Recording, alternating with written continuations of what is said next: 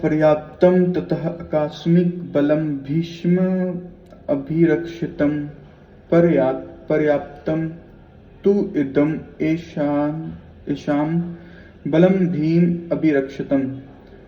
हमारी शक्ति अपरिमेय है और हम सब पितामह द्वारा भली भांति संरक्षित हैं, जबकि पांडवों की शक्ति भीम द्वारा भली भांति संरक्षित होकर भी सीमित है।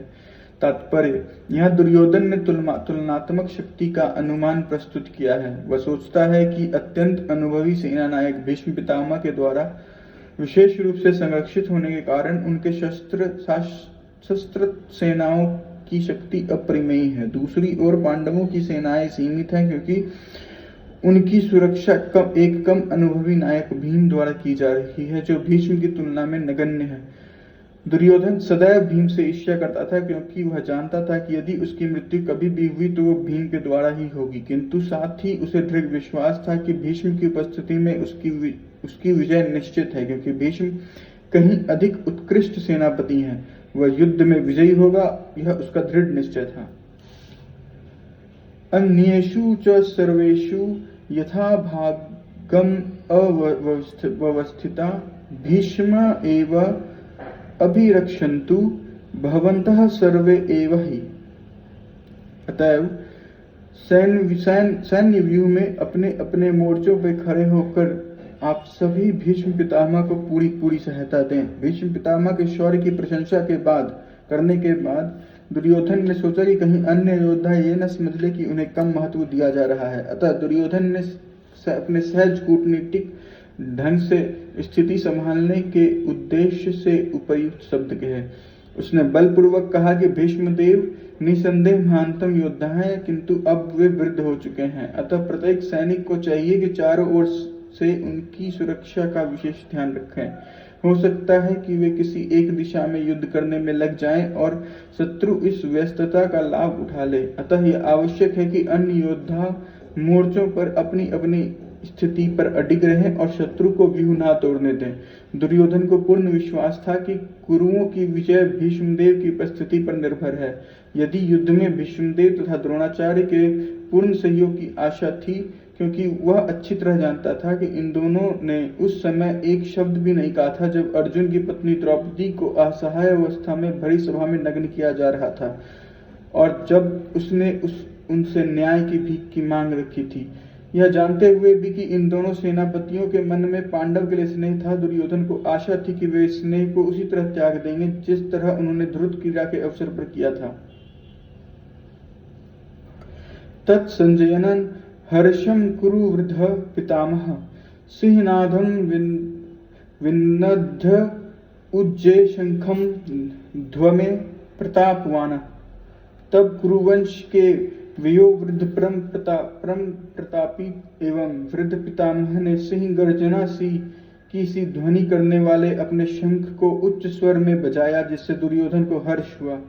कुरुवंश के वयोवृद्ध पितामह अपने पौत्र दुर्योधन के मनोभाव जान गए थे और उसके प्रति अपनी स्वाभाविक दयावश उन्होंने उसे प्रसन्न करने के लिए अत्यंत उच्च स्वर में अपना शंख बजाया, जो उसकी सिंह के समान स्थिति के अनुरूप था। अप्रत्यक्ष रूप में शंख द्वारा प्रतीकात्मक ढंग से उन्होंने अपने हताश पुत्र दुर्योधन को बता दिया कि उन्हें युद्ध में विजय की आशा नहीं है, क्योंकि दूसरे पक्ष में साक्षात भगवान श्री कृष्ण हैं।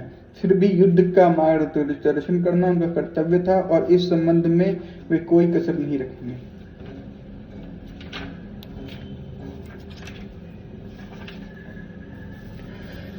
तव शंखा च भैर्यः च पावननाक गोमुखा सहसा एव अभियन्तः स शब्द तमुल्यः अभवतः। तत्पश्चात शंख नगाड़े बिगुल तुरही तथा सिंह सरसा एक साथ बज उठे। यह सत्यमेव स्वर अत्यंत कोलाहलपूर्ण था। तत्श्वेतः हयेयते महती सयानंदे स्थितो माधवः पांडवः च एव दिव्यो शंख दूसरी ओर से श्वेत घोड़ों द्वारा खींचे जाने वाले विशाल रथ पर आसीन कृष्ण तथा अर्जुन ने अपने अपने दिव्य शंख बजाए। भीष्मदेव द्वारा बजाए गए शंख की तुलना में कृष्ण तथा अर्जुन के शंखों को दिव्य कहा गया है। दिव्य शंखों की नाद से यह सूचित हो रहा था कि दूसरे पक्ष की विजय की कोई आशा नहीं है, क्योंकि कृष्ण पांडवों के पक्ष में थे। जय सदा पांडवों के पुत्रों जैसी की होती है, क्योंकि भगवान श्री कृष्ण उनके साथ हैं, और जहां जहां भगवान विद्यमान है वहीं वहीं लक्ष्मी भी रहती है, क्योंकि वह अपने पति के बिना नहीं रह सकती।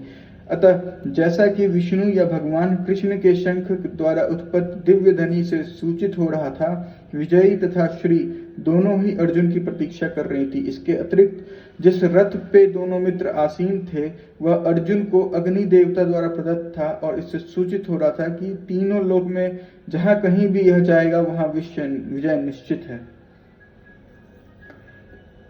पाच्य जन्म हरीश ईशः देवदत्तम धनंजयः पौड्रम धमयो महाशंखम भीमकर्मा वृक उदरः।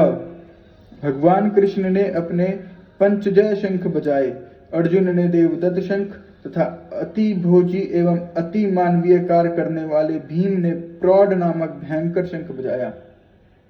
इस श्लोक में भगवान कृष्ण को हरिकेश कहा गया है, क्योंकि वे ही समस्त इंद्रियों के स्वामी हैं।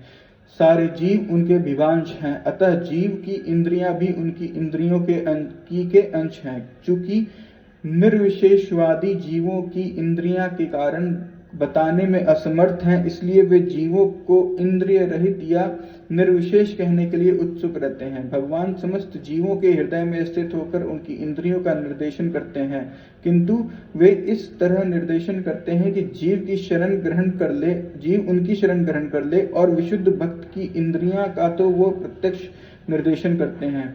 यहाँ कुरुक्षेत्र की युद्ध भूमि में भगवान कृष्ण अर्जुन की दिव्य इंद्रियों का निर्देशन करते हैं, इसलिए उनको ऋषिकेश कहा गया है। भगवान के विविध कार्यों के अनुसार उनके भिन्न भिन्न नाम हैं। उदाहरणार्थ इनका एक नाम मधुसूदन है, क्योंकि उन्होंने मधु नाम के असुर को मारा था। वे गौवों तथा इंद्रियों को आनंद देने के कारण गोविंद कहलाते हैं। वासुदेव के पुत्र होने के कारण इनका नाम वासुदेव है। देवकी के माता पुत्र रूप में स्वीकार करने के लिए इनका नाम देवकी नंदन है। वृंदावन में यशोदा के साथ बाल लीलाएं करने के कारण ये यशोदा नंदन है। अपने मित्र अर्जुन के सारथी बनने के कारण ये पार्थ सारथी हैं। इसी प्रकार इनका एक नाम ऋषिकेश है, क्योंकि उन्होंने कुरुक्षेत्र में के युद्ध स्थल में अर्जुन का निर्देशन किया। इस श्लोक में अर्जुन ने धनंजय को कहा गया है, क्योंकि अब इनके बड़े भाई को विभिन्न यज्ञ संपन्न होने के लिए धन की आवश्यकता हुई थी, तो उसे प्राप्त करने में इन्होंने सहायता की थी। इस प्रकार भीम वृकोदर कहलाते हैं, क्योंकि जैसे वो अधिक खाते हैं उसी प्रकार वे अति मानवीय कार्य करने वाले हैं, जैसे हिडिंबासुर का वध। अतः पांडवों के पक्ष में श्री कृष्ण इत्यादि विभिन्न व्यक्तियों द्वारा विशेष प्रकार के शंख को बजाया जाना युद्ध करने वाले सैनिकों के लिए अत्यंत प्रेरणाप्रद था। विपक्ष में ऐसा कुछ न था, ना तो परम निर्देशक भगवान श्री कृष्ण थे, ना ही भाग्य की देवी श्री लक्ष्मी थी। अतः युद्ध में उनकी पराजय पूर्व निश्चित थी। शंखों की ध्वनि मानो यही संदेश दे रही थी।